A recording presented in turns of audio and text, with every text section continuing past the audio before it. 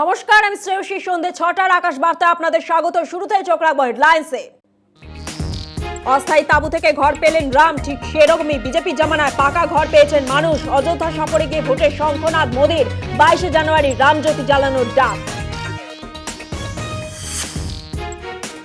Ayodhya station ও বিমানবন্দর উদ্বোধন মোদীর, সঙ্গে রোড শো। মোদীকে লক্ষ্য করে পুষ্পবৃষ্টি। এবার বরং অযোধ্যা থেকে রামলালাকে প্রার্থী করুক বিজেপি, কটাক্ষ সঞ্জয় রাউতের। অযোধ্যা থেকে হাফ ডজন বন্দে ভারত এবং এক জোড়া অমৃত ভারত ট্রেনের ফ্ল্যাগ অফ প্রধানমন্ত্রী। প্রাপ্তি হলে বাংলার। মালদা থেকে বেঙ্গালুরু যাওয়ায় অমৃত ভারত এক্সপ্রেস পেল রাজ্য। রাজ্যে আরো জটিল জোটের অঙ্ক। উনি জোট চান না, মমতাকে আক্রমণ অধীরে। সিপিআইএম এর সঙ্গে মিশে উনি এখন সিপিআইএম পন্থী হয়েছেন। অধীরকে পাল্টা আক্রমণ ফিরহাদের। পঞ্চায়েত ভোটে সিপিআইএম কর্মীকে খুন, পুলিশের খাতায় ফেরার অভিযুক্ত সম্বর্ধনা মঞ্চে। পূর্ব বর্ধমানে আউটগ্রামে বরণ করা হলো মালা পরিয়ে। বরণ বালি মাফিয়াকেও বিতর্কে ডিএসপি। রাম মন্দির উদ্বোধনের আগে আজ কার্যত মোদিময় হয়ে দাঁড়ালো অযোধ্যা। রোড শো করলেন তিনি, সঙ্গে এক গুচ্ছ কর্মসূচি। সে খবরে আসার আগে প্রথমে আমরা চোখ রাখবো অযোধ্যা থেকে কি বার্তা দিলেন প্রধানমন্ত্রী। তাঁবু ছেড়ে ঘর পেলেন রামলালা, সেরকম বিজেপির জমানায় পাকা বাড়ি পেয়েছেন কোটি কোটি গরিব। অযোধ্যা থেকে যেন ভোটের প্রচার করলেন নরেন্দ্র মোদী। 22শে জানুয়ারির আগেই আজ অযোধ্যায় যান প্রধানমন্ত্রী নরেন্দ্র মোদী। সেখান থেকেই মোদী বলেন, একসময় রামলালা তাঁবুতে থাকতেন, এখন রামলালার পাশাপাশি সাধারণ মানুষও পাকা বাড়িতে থাকেন। অযোধ্যায় দাঁড়িয়ে আজ এভাবেই নিজের সরকারের গুণগান গাইলেন নরেন্দ্র মোদী। अयोध्या में रामलला टेंट में विराजमान थे। आज पक्का घर सिर्फ रामलला कोई नहीं, बल्कि पक्का घर देश के 4 करोड़ गरीबों को भी मिला है। লোকসভা নির্বাচনের আগে মন্দির রাজনীতি যে গুরুত্বপূর্ণ বিষয় তা অযোধ্যা থেকেই বুঝিয়ে দিলেন প্রধানমন্ত্রী নরেন্দ্র মোদী। বললেন তার কথার গ্যারান্টি আছে, তিনি যা বলেন তা করে দেখান। आजकल कुछ लोग मुझसे पूछते हैं कि मोदी की गारंटी में इतनी ताकत क्यों है। मोदी की गारंटी में इतनी ताकत इसलिए है क्योंकि मोदी जो कहता है वो करने के लिए जीवन खपा देता है। आज यहां प्रगति का उत्सव है तो कुछ दिन बाद यहां परंपरा का उत्सव भी होगा। आज यहां विकास की भव्यता दिख रही है तो कुछ दिनों बाद यहां विरासत की भव्यता और दिव्यता दिखने वाली है। এর পাশাপাশি মোদীর দাবি, আজকের ভারত পুরনো নতুনকে একসঙ্গে নিয়ে এগোচ্ছে। তিনি আরো বলেন, অযোধ্যা বৈরাগ্য, বিজ্ঞান, বৈভবের ভূমি। এখান থেকেই নতুন দৌড় শুরু বলে দাবি করেন তিনি। আকাশ বার্তা। অযোধ্যায় প্রধানমন্ত্রী রোড শোতে পুষ্পবৃষ্টি। শোনা গেল জয় শ্রীরাম ধ্বনি। নিরাপত্তা রক্ষীদের বার্তা উপেক্ষা করে সেলফি তুলে কচি কাচাদের আবদারও মিটিয়েছেন প্রধানমন্ত্রী। অযোধ্যা ধামে প্রধানমন্ত্রী রোড শোতে ছিল জনজোয়ার। শঙ্খধ্বনি, মন্ত্রোচ্চারণে বরণ করে নেওয়া হয় প্রধানমন্ত্রীকে। শোনা যায় জয় শ্রীরাম স্লোগান। ধর্মপথ থেকে রামপথ, রাস্তার দুধারে নেমেছিল মানুষের ঢল। কার্যত বীরের মতো অভিবাদনও গ্রহণ করেছেন মোদী। তার রোড শো চলাকালীন কনভয় লক্ষ্য করে হয় পুষ্পবৃষ্টি। সৌহার্দ্যের নয়া উদাহরণও দেখা গেল প্রধানমন্ত্রী রোড শোতে। বাবরি মসজিদ মামলার প্রাক্তন আবেদনকারী ইকবাল আনসারিও আজ মোদীকে পুষ্পবৃষ্টি করেন। 15 কিলোমিটার রোড শোতে কখনো বাচ্চাদের আবদার মিটিয়ে সেলফিও তোলেন প্রধানমন্ত্রী। प्राइम मिनिस्टर जी खुद ही कह रहे हैं नहीं बच्ची है, सेल्फी ले लेने दीजिए, और इसीलिए उन्होंने सेल्फी दी है। আজ অযোধ্যা ধাম রেল স্টেশন এবং মহর্ষি বাল্মীকি বিমানবন্দরের উদ্বোধন করেন তিনি। এছাড়াও মোদীর হাত ধরেই 6টি বন্দে ভারত এবং 2টি অমৃত ভারত ট্রেনের শুভ সূচনা হয়। রামলালাকে ঘিরে যেভাবে আজ সুকৌশলে ভোট প্রচারের আলো নিজের দিকে ঘুরিয়ে দিলেন মোদী, রাশি রাশি পুষ্প পেলেন দেবতাদের মতো। তাতে কি রামলালাকেই ছাপিয়ে যাওয়ার চেষ্টা? কবিগুরু রবীন্দ্রনাথ ঠাকুর লিখেছিলেন, পদ ভাবে আমি দেব, রথ ভাবে আমি, মূর্তি ভাবে আমি দেব, হাসে অন্তর্যামী। আকাশ বার্তা। প্রধানমন্ত্রী অযোধ্যা সফরে বাংলার ভাগ্য শিখেছিল। 2টি অমৃত ভারত এক্সপ্রেসের একটি পেল বাংলা। 130 কিলোমিটার বেগে 23 ঘন্টায় মালদা থেকে বেঙ্গালুরু যাবে এই ট্রেন। অযোধ্যা নিয়ে দেশ জুড়ে চরম উন্মাদনার মাঝেই প্রধানমন্ত্রী আজ সেখানে 6টি নতুন বন্দে ভারত ট্রেনের উদ্বোধন করেন। 2টি অমৃত ভারত এক্সপ্রেসের উদ্বোধন হলো, তার একটি পেল বাংলা। মালদা থেকে খড়গপুর হয়ে বেঙ্গালুরু যাবে এই দ্রুতগামী অমৃত ভারত এক্সপ্রেস। ট্রেনে কোনো বাতানুকূল কামরা নেই, সাধারণের কথা মাথায় রেখে শুধু সংরক্ষিত কামরা আর জেনারেল কম্পার্টমেন্ট রাখা হয়েছে। মাত্র 23 ঘন্টায় মালদা থেকে বেঙ্গালুরু যাবে অমৃত ভারত। এতদিন বাংলা থেকে বেঙ্গালুরুগামী সবচেয়ে দ্রুতগামী ট্রেন ছিল দুরন্ত এক্সপ্রেস, তার গতিকে পেছনে ফেলে দিল অমৃত ভারত। হাওড়া ছুঁয়ে ট্রেন বেঙ্গালুরু যাওয়ার কথা ছিল, কিন্তু শেষ পর্যন্ত ঠিক হয় খড়গপুর ছুঁয়ে দক্ষিণ ভারত যাবে অমৃত ভারত। অমৃত ভারত ট্রেনের গতিবেগ ঘন্টায় 130 কিলোমিটার। वंदे भारत और नमो भारत के बाद आज एक और आधुनिक ट्रेन देश को मिली है। इस नई ट्रेन सीरीज का नाम अमृत भारत ट्रेन रखा गया है। वंदे भारत, नमो भारत और अमृत भारत ट्रेनों की ये त्रिशक्ति भारतीय रेलवे का कायाकल्प करने जा रही है। ये आधुनिक अमृत भारत एक्सप्रेस ट्रेन विशेष रूप से हमारे गरीब परिवार, हमारे श्रमिक साथियों को बहुत मदद करेगी। মোদির সফরের আগে অযোধ্যা রেল স্টেশনটি পুরোপুরি সংস্কার করা হয়েছে। জংশনের মর্যাদা পেয়েছে এই স্টেশন। দূরপাল্লার প্রায় 1 ডজন এক্সপ্রেস ট্রেন নতুন বছরে এই স্টেশন ছুঁয়ে যাবে। আজ অযোধ্যায় 15,700 কোটি টাকা প্রকল্পের শিলান্যাস করেন প্রধানমন্ত্রী। একই সঙ্গে বাল্মীকি আন্তর্জাতিক বিমানবন্দরের দ্বারোদ্ঘাটন করেন মোদি। আকাশ বার্তা। রামকে নিয়ে রাজনীতি চলছে, এবার বোধহয় রামলালাকে প্রার্থী করবে বিজেপি। মন্তব্য শিবসেনা উদ্ভব গোষ্ঠীর নেতা সঞ্জয় রাউতের। नहीं, बाकी है कि 22 तारीख को बीजेपी की तरफ से ऐलान होगा कि हम प्रभु श्री राम को ही चुनाव में खड़े कर रहे हैं। हाँ, इतना ऐलान होना बाकी है कि हमारे कैंडिडेट अयोध्या से या कहां से प्रभु श्री राम है। अब यही कहना बाकी है। इतना पॉलिटिक्स चल रहा है राम जी के नाम पर। রাম শুধু বিজেপির নয়, তিনি সবার, বললেন প্রবীণ নেতা ফারুক আব্দুল্লাহ। भगवान राम सिर्फ हिंदुओं का राम नहीं है, वो सब दुनिया के लोगों का, विश्व का राम है। उनकी पुस्तकों में लिखा हुआ है कि विश्व का राम है।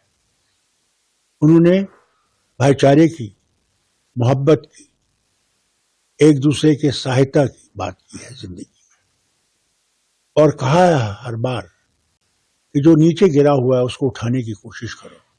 कभी ये नहीं कहा उसका धर्म क्या है, उसकी शक्ल क्या है, उसकी जबान क्या है, वो कहां से आता है, बल्कि एक यूनिवर्सल मैसेज दी सबके लिए, सारे विश्व के लिए। एक साथ रहें, तरक्की करें और भाईचारे में रहें।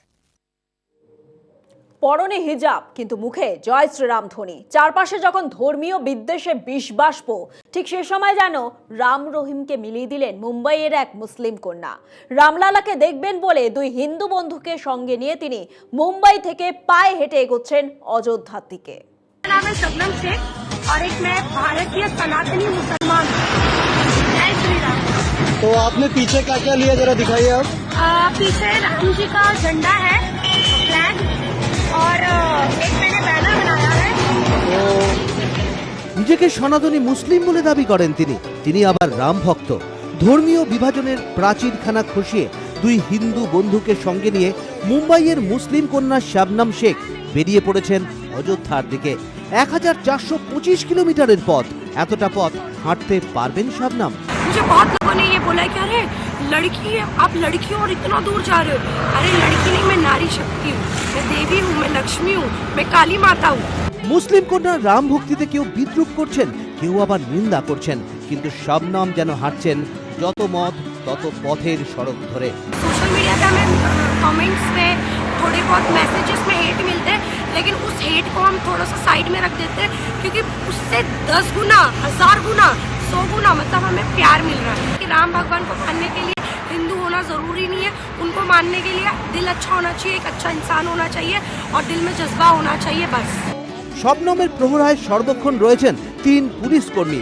প্রতিদিন 25 থেকে 30 কিলোমিটার পথ হাঁটতে হাঁটতে তিনি আপাতত পৌঁছেছেন মধ্যপ্রদেশে। শবনম বলছেন, রাম মন্দিরের উদ্বোধনে নাই বা থাকতে পারলাম, রামলালাকে দেখাটাই বড় কথা। আকাশ বার্তা। অযোধ্যা সংক্রান্ত খবরে আবার আসবো, তার আগে চোখ রাখতে হচ্ছে রাজ্য রাজনীতির খবরে। বিশেষ কারণে রাজ্যে জোট চান না মমতা। তৃণমূলকে আক্রমণ করলেন প্রদেশ কংগ্রেস সভাপতি অধীর চৌধুরী। তৃণমূলও নামল পাল্টা আক্রমণে। জট পাকাচ্ছে জোটের অঙ্ক। কংগ্রেস সভাপতি মল্লিকার্জুন খার্গেকে প্রধানমন্ত্রী পদপ্রার্থী করার প্রস্তাব দিয়েছিলেন খোদ মমতা বন্দ্যোপাধ্যায়। অথচ অধীর চৌধুরী দাবি করলেন মমতা জোট চান না, কারণ জোট করলে তার অসুবিধা রয়েছে। এগুলো জোটের সম্ভাবনা তো দিদি নস্যাৎ করে দিয়েছে। আপনার দিদির কথা শুনুন বেশি করে, তাহলে দেখতে পাবেন দিদি নিজেই জোট চায় না। বাংলার মুখ্যমন্ত্রী নিজে জোট চায় না, কারণ তার জোট করতে গেলে অসুবিধা আছে। তাকে যে কাজ দায়িত্ব দেওয়া হয়েছে সেই কাজে তাকে জোট করতে দেওয়া অসুবিধা আছে তার। শোনা যাচ্ছে রাজ্যের লোকসভা ভোটের আসন বন্টন নিয়ে কংগ্রেস আর তৃণমূলের মতপার্থক্য চরমে পৌঁছেছে। দুটোর বেশি আসন কংগ্রেসকে ছাড়তে রাজি নয় তৃণমূল। চাপের রাজনীতিতে গিয়ে মমতা বন্দ্যোপাধ্যায় বলেছেন, দরকারে বাংলায় তৃণমূল একাই লড়বে আর দেশে লড়বে জোট। আর তাতেই তৃণমূল আর কংগ্রেসের মধ্যে শুরু হলো তরজা। তৃণমূল বলে দিয়েছে দেশে তারা, রাজ্যে তারা নয়। অতএব আমাদের কিছু যায় আসে না এতে। আমরা আমাদের প্রস্তুতি নিয়ে এগিয়ে চলেছি। কে আমাদের সবচেয়ে এলো গেল তার আমরা ধারধারি না।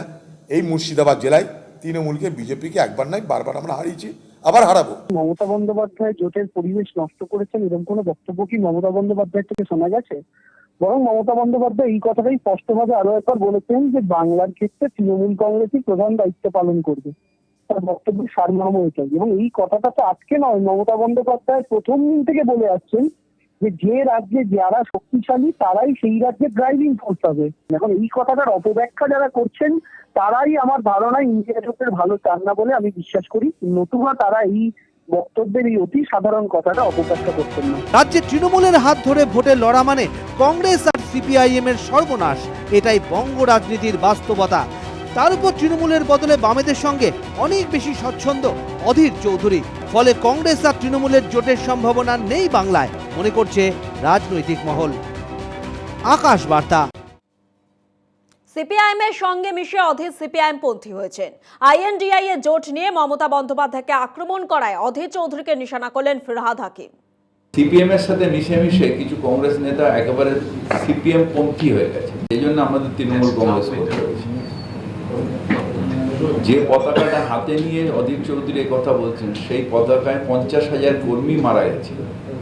21শে জুলাই যখন সিপিএম এর প্ররোচনায় পুলিশ গুলি চালিয়েছিল তখন কিন্তু আমরা কংগ্রেস করতাম। মমতা বন্দ্যোপাধ্যায় কিন্তু হাজিরার মোড়ে যখন মার খেয়েছে তখন আমরা কংগ্রেস করতাম। অনেক রক্ত দিয়ে কংগ্রেসটা এসছে, মানে কংগ্রেসের লড়াই হয়েছিল, তারপরে তৃণমূল কংগ্রেস আমরা করেছি। সুতরাং অধীরবাবু নিজের সত্তা বিক্রি করতে পারেন, আমরা পারবো না। আমরা বিজেপির বিরুদ্ধে লড়বো, সিপিএম এর বিরুদ্ধে লড়বো। শুধু বাংলায় নয়, আসন্ন লোকসভা ভোটে আসন সমঝোতা নিয়ে আরো 2 রাজ্যে বাধার মুখে পড়ল বিরোধী আইএনডিআই এর জোট। পরিস্থিতি জটিল মহারাষ্ট্র এবং পাঞ্জাবে। বাংলা ছাড়াও আরও 2 রাজ্যে আসন সমঝোতা নিয়ে বড়সড় বাধার মুখে পড়ল আইএনডিআই জোট। 2024-এর আসন্ন লোকসভা নির্বাচনে পাঞ্জাবে একা লড়ার সিদ্ধান্ত নিয়েছে অরবিন্দ কেজরিওয়ালের আম আদমি পার্টি। পাঞ্জাবে আপের রাজ্য নেতারা আগেই একা লড়ার সিদ্ধান্তের কথা ঘোষণা করেছিলেন। গত 26শে ডিসেম্বর কংগ্রেসের কেন্দ্রীয় নেতৃত্বের সঙ্গে বৈঠকেও সে কথা জানিয়ে দেন আপের নেতারা। পাঞ্জাবের কংগ্রেস নেতা প্রতাপ সিং বাজওয়া বিষয়টি গুরুত্ব দিয়ে বিবেচনার আশ্বাস দিলেও আসন সমঝোতা নিয়ে স্পষ্ট কোনো ইঙ্গিত দেননি। তার আগেই অবশ্য পাঞ্জাবের বাটিন্ডায় মিছিল করে আম আদমি পার্টি প্রধান দিল্লির মুখ্যমন্ত্রী অরবিন্দ কেজরিওয়াল ডাক দেন পাঞ্জাবের 13টি আসনেই আপের প্রার্থীকে জয়ী করার। এরপরই ঘনিয়েছে পাঞ্জাবে জোটের আসন সমঝোতা নিয়ে জল্পনা। অন্যদিকে 48 লোকসভা আসনের মহারাষ্ট্রে উদ্ধব ঠাকরের শিবসেনা 23 আসনের প্রার্থী দেওয়ার দাবি জানিয়েছে আইএনডিআই জোটের কাছে, যদিও তা মানতে নারাজ কংগ্রেস। এই টানাপোড়েন নিয়েও বিরোধী আইএনডিআই জোটের জট জটিলতা আরও বেড়েছে মহারাষ্ট্র ও পাঞ্জাবে। আকাশ বার্তা। নতুন বছরের 7ই জানুয়ারি ব্রিগেডে সমাবেশ ডেকেছে সিপিআইএম এর যুব সংগঠন ডিওয়াইএফআই। সেই সমাবেশে প্রাক্তন মুখ্যমন্ত্রী বুদ্ধদেব ভট্টাচার্যের বার্তা পেতে চেষ্টা চালাচ্ছে দীনেশ মজুমদার ভবন। তবে তা নির্ভর করছে প্রাক্তন মুখ্যমন্ত্রীর স্বাস্থ্যের ওপর। নতুন বছরের 7ই জানুয়ারি ব্রিগেডের সমাবেশ ডেকেছে সিপিআইএম যুব সংগঠন ডিওয়াইএফআই। সেই সমাবেশে প্রাক্তন মুখ্যমন্ত্রী বুদ্ধদেব ভট্টাচার্যের বার্তা পেতে চেষ্টা চালাচ্ছে দীনেশ মজুমদার ভবন। তবে তিনি কতটা কথা বলার অবস্থায় থাকবেন তার উপরই নির্ভর করছে পুরো বিষয়টি। শেষবার 2019 সালের ব্রিগেডে হাজির হয়েছিলেন প্রাক্তন মুখ্যমন্ত্রী বুদ্ধদেব ভট্টাচার্য, যদিও তার আগে থেকে গৃহবন্দী ছিলেন তিনি।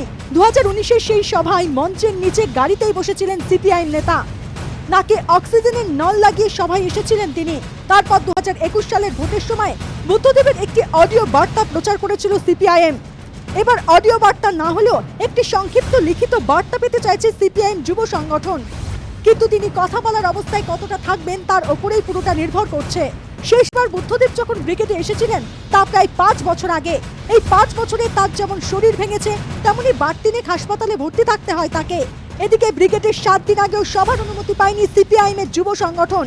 সিপিআইএম এর ব্রিগেড যে মাঠে হওয়ার কথা রয়েছে সেই মাঠে রক্ষণাবেক্ষণের দায়িত্ব রয়েছে ফোর্ট উইলিয়াম কর্তৃপক্ষের হাতে। কেন্দ্রীয় স্বরাষ্ট্র মন্ত্রকের অধীনে রয়েছে ফোর্ট উইলিয়াম, তাই আগেই স্বরাষ্ট্র মন্ত্রক ও লালবাজারের কাছে সভার জন্য আবেদন জানিয়েছিল ডিওয়াইএফআই, কিন্তু এখনো পর্যন্ত 7ই জানুয়ারির সভার অনুমতি পাননি ডিওয়াইএফআই এর ছাত্র যুবরা। সেই কারণে বক্তা তালিকাও চূড়ান্ত করতে পারেননি মীনাক্ষী মুখোপাধ্যায়রা। জানা গেছে ডিওয়াইএফআই এর সভার দিন 26শে জানুয়ারির কুচকাওয়াজের প্রস্তুতি অনুষ্ঠান রয়েছে ব্রিগেডের মাঠে। এছাড়াও মুখ্যমন্ত্রী মমতা বন্দ্যোপাধ্যায়ের সভা রয়েছে ধর্মতলায়। সে কারণে এখনো পর্যন্ত সভার অনুমতি দেওয়া হয়নি সিপিআইএম এর ছাত্র যুবদের। আকাশ বার্তা। অযোধ্যায় গিয়ে আজ 30শে ডিসেম্বর দিনটাকে ঐতিহাসিক বলে ব্যাখ্যা করলেন। টানলেন নেতাজির প্রসঙ্গ। 22শে জানুয়ারি রাম মন্দির উদ্বোধনের দিন দেশের প্রতি ঘরে রামজ্যোতি জ্বালানোর ডাক দিয়েছেন প্রধানমন্ত্রী। রাম মন্দির উদ্বোধন হবে বছর পেরিয়ে 22শে জানুয়ারি। তার আগে আজ 30শে ডিসেম্বর অযোধ্যায় বাল্মীকি বিমানবন্দরের দ্বার উদ্ঘাটনে গিয়ে নেতাজির প্রসঙ্গ টানলেন নরেন্দ্র মোদী। 30শে ডিসেম্বরের সঙ্গে ইতিহাসের সম্পর্ক আছে। এই দিনেই আন্দামানের ভারতের তেরঙ্গা পতাকা উত্তোলন করে স্বাধীনতার ডাক দেন নেতাজি সুভাষচন্দ্র বসু। সে কথাই মনে করালেন প্রধানমন্ত্রী। यही दिन 1943 में नेताजी सुभाष चंद्र बोस ने अंडमान में झंडा फहराकर भारत की आजादी का जयघोष किया था। ऐसे पावन दिवस पर आज हम आजादी के अमृत काल के संकल्प को आगे बढ़ा रहे हैं। মোদির এই ইতিহাস যুগেই রাজনীতির গন্ধ পাচ্ছেন বিরোধীরা। নেতাজির কথা মানে বাংলার প্রসঙ্গ, একই সঙ্গে স্বাধীনতার প্রসঙ্গ টেনে অযোধ্যার মাটি যে ইতিহাসের সাক্ষী থাকলো তাও বুঝিয়ে দিলেন তিনি। এখান থেকেই মোদি জানান 22শে জানুয়ারি সারা দেশের মানুষ রামজ্যোতি প্রদীপ জ্বালুন নিজের ঘরে ঘরে।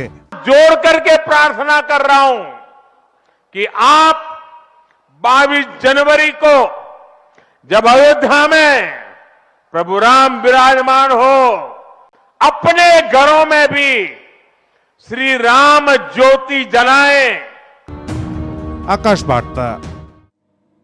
এদিকে আজ উদ্বোধন হলো অযোধ্যার মহর্ষি বাল্মীকি আন্তর্জাতিক বিমানবন্দরের। দিল্লি থেকে অযোধ্যার প্রথম উড়ানে যাত্রীরা একসঙ্গে পাঠ করলেন হনুমান চল্লিশা।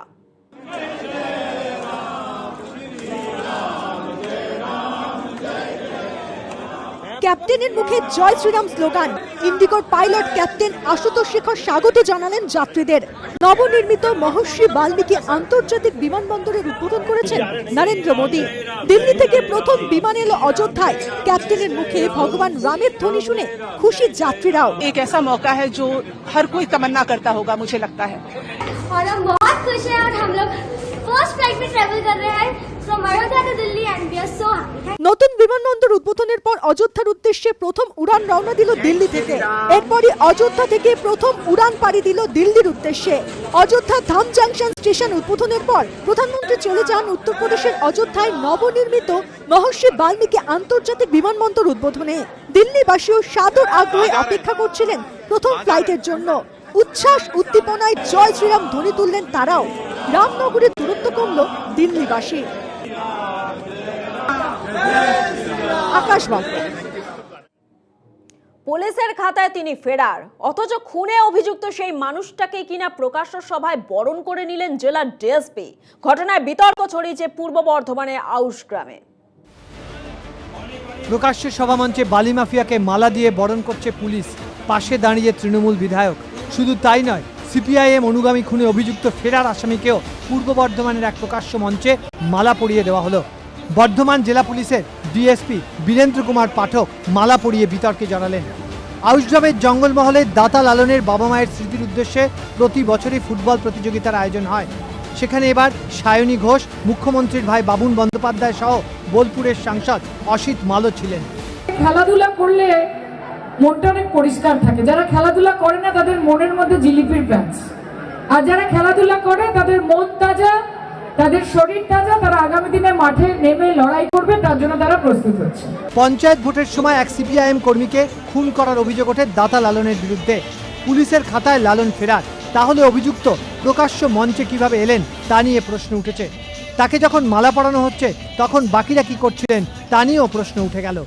আকাশ বার্তা। আমাদের এক কর্মীকে থাপ্পড় মেরেছে বিজেপির এক মাস্তান, তাকে 10টা থাপ্পড় মারতে হবে। কোচবিহারে ভেটাগুড়িতে এমনই বিস্ফোরক মন্তব্য করলেন উদয়ন গুহ। পাল্টা বিজেপির মহিলা কর্মী সমর্থকরা মিছিল করলেন ঝাঁটা হাতে। 10টা থাপ্পড় মারতে হবে, আজকে 10টা থাপ্পড় দলের কর্মীকে একটা থাপ্পড় মারা হলে এইভাবেই 10টা থাপ্পড় মারার নিদান দিলেন উত্তরবঙ্গ উন্নয়ন মন্ত্রী তথা দিনহাটার বিধায়ক উদয়ন গুহ। শনিবার কোচবিহারে ভেটাগুড়িতে তৃণমূলে একটি কার্যালয়ে বোমাবাজির অভিযোগ ওঠে বিজেপির বিরুদ্ধে। এরপরে ভেটাগুড়ি বাজার সংলগ্ন এলাকায় মিছিল করে তৃণমূল। সেই মিছিল থেকে এই বিস্ফোরক মন্তব্য করেন উদয়ন গুহ। আজকে এই নগরের কর্মীদের বলছি 10টা থাপ্পড় মারতে হবে, আজকে 10টা থাপ্পড় দিনহাটার বিধায়কের এই নিদানের পরেই ভেটাগুড়ি মহিলা কর্মী সমর্থকরা মিছিলে সামিল হন ঝাঁটা হাতে। উদয়নের বিরুদ্ধে বাইরে থেকে লোক নিয়ে এসে ভেটাগুড়িকে অশান্ত করার অভিযোগ তোলেন তারা। মন্ত্রীকে ঝাঁটা পেটা করার কথাও বলেন তারা।